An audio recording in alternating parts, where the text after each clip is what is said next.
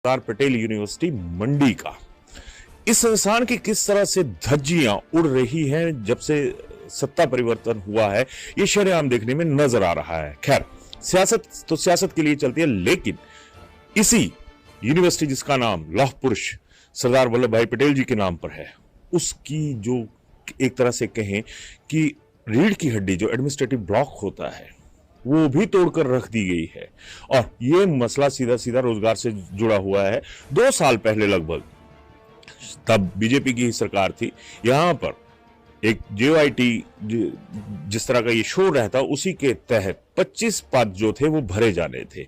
और नेस्कॉम, जो कि राष्ट्रीय स्तर पर रेलवे जैसे जो एग्जाम होते हैं उनको कंडक्ट करवाती है, उस एजेंसी ने यहां पर एग्जाम कंडक्ट करवाया और लगभग 7,645, नॉट लगभग बट 7,645 युवाओं ने यहां पर इन पदों के लिए अप्लाई किया। और 25 पदों के लिए इतनी बड़ी जंग थी और सरकार ने यहां पर 24,62,400 रुपए का जो रेवेन्यू है वो जमा किया। और आज हालात ये हैं कि यहां पर उस रिजल्ट को घोषित नहीं किया जा रहा है और उसी चक्की में इस रिजल्ट को भी पीसा जा रहा है, जिस चक्की के अंदर कुछ ऐसी पुरानी जो किस्से थे सामने आए थे कि यहां पर पेपर लीक हुए, सब कुछ हुआ। और उसी चक्की में इतनी अहम एजेंसी के द्वारा जो एक टेस्ट था वो हुआ था, उसको सरकार ने सूली पर टांग कर रख दिया।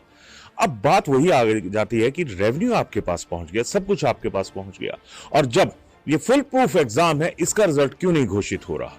अब भले ही सीटें 25 हैं, लेकिन हजारों अरमान जो हैं बच्चों के साथ साथ उनके पेरेंट्स के भी सरदार वल्लभ भाई पटेल, जिन्हें लौह पुरुष कहा जाता है, उनके नाम पर टंकर यहां पर रह गए हैं। आखिर इसके लिए गुनाहगार कौन है? सरकार का तब जवाब आता है, जब लोग RTI के तहत पूछते हैं तो यह कहा जाता है कि सरकार के जैसे ही आदेश आएंगे तो रिजल्ट घोषित कर दिया जाएगा।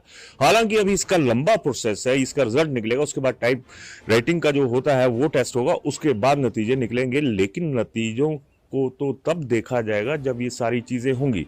बच्चे अपने हाथ में RTI लेकर घूम रहे हैं, सारी RTI जो है वो सोशल मीडिया पर घूम रही है और इनसे ज्यादा तेजी से घूम रहा है। तो युवाओं का वो डिप्रेशन, युवाओं की वो जो चाहते हैं, वो इन्हें कौन देख रहा है? नेताओं की चाहते 5 साल के बाद आती हैं सामने। 5 साल के बाद जब इनके नतीजे होते हैं, इनका एग्जाम होता है, तो एक तय समय सीमा के तहत इनके नतीजे निकल जाते हैं। कोई विधानसभा पहुंच जाता है, कोई विधानसभा से बाहर रह जाता है।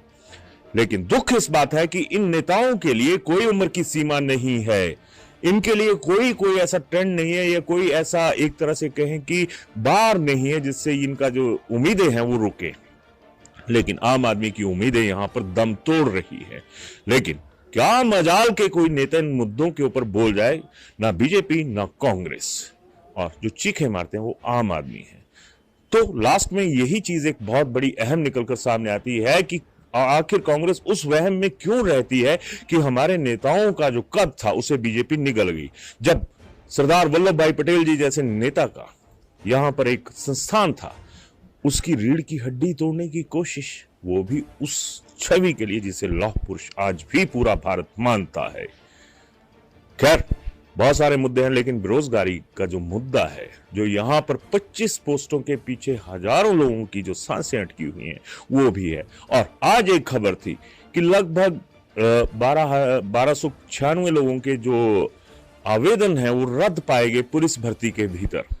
अब सवाल ये भी है कि 1296 के लिए वजह यह बताई गई कि उन लोगों ने जो आवेदन फीस थी वो जमा नहीं करवाई। अब सवाल यह भी है कि क्या कभी किसी ने सोचा कि अगर किसी ने आवेदन किया था तो वो जो फीस थी वो क्यों नहीं जमा करवा पाए? गरीबी है, चिंता है, मजबूरियां हैं।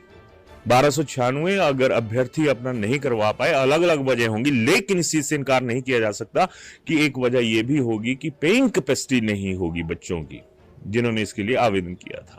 सरकार की झोलियां तो लगभग 25 लाख की आमदनी से इसमें भी भर गई। नहीं रहा तो बस वो सपना जो सरकारों ने दिखाया था और सरकारों ने ही धूल चटा दी। इस मुद्दे पर राय मत दीजिएगा, जरा अपने अंदर झांकिएगा कि हम क्या अपने बच्चों की जो लड़ाई है वो लड़ रहे हैं? आपके बच्चे आगे जाकर जो युवा हैं, क्या वो आपको माफ कर पाएंगे कि जब आवाज बुलंद करने की जरूरत थी